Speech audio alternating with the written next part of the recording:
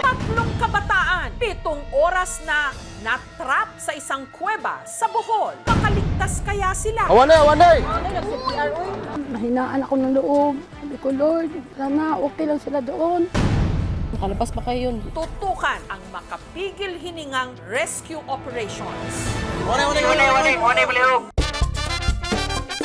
Mga pinakamasarap na balat sa balat ng lupa. Katulad ng balat ng baka na ginawang balbakwa ng Cebu. Mura siyang jelly. Sticky kay babat. Madugay sa sige ni kaon. Lami jud kaayo niya. Balat ng kalabaw na pinausukan sa Benguet. Malambot siya para siyang jelly. At balat ng puno ng saging sa Quezon Province na ginawa namang chichirya. Parang crackers. Isang bata ang nasawi. Patay ang isang nakamotorsiklo. Patay ang isang bata matapos masagasaan ng van sa Maynila. Magkakabarangay sa Tondo sa Maynila, sunod-sunod na namatay. Sa loob po ng isang buwan, 6 tao na kinuha. Sa ganung lang, mawawala siya. Sana na nabawalan ko sila bumaba. Nagsisi lang ako kung ba't hindi ako sumama. Kung baka buhay pa siya. Dahil di umano sa pinaniniwalaang sundo, Para may sundo. Bago na naman kung ano. Hindi na naman daw pong isang batang 1 year old. Nakita na nga lang daw po na wala na nga daw po.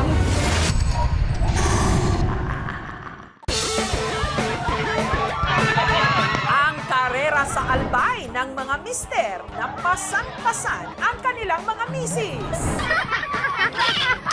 Sali tayo. Sabi niya, ang bigat-bigat mo. Nanghihina na daw po talaga yung sabi ko, kaya mo yan, kaya mo yan. Wala nang atrasan, sigurado na to. Inhale, exhale. Tapos pray lang pa ako ng pray. Wala na po kami makialam sa itsura po namin. Basta po makatapos lang para po sa bigas.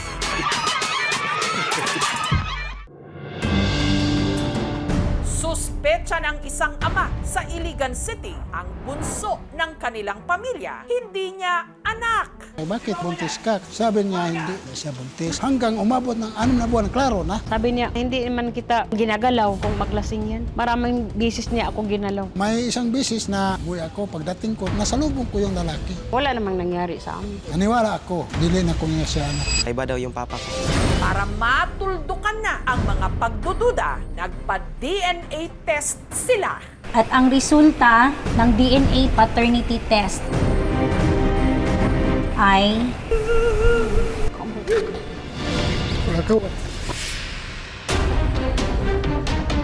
Suspendidong Bamban Tarlac Mayor Alice Guo.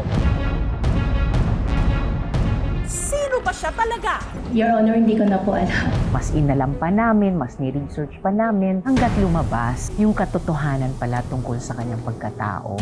Di umano si Mayor Alice Guo at si Guo Wapi.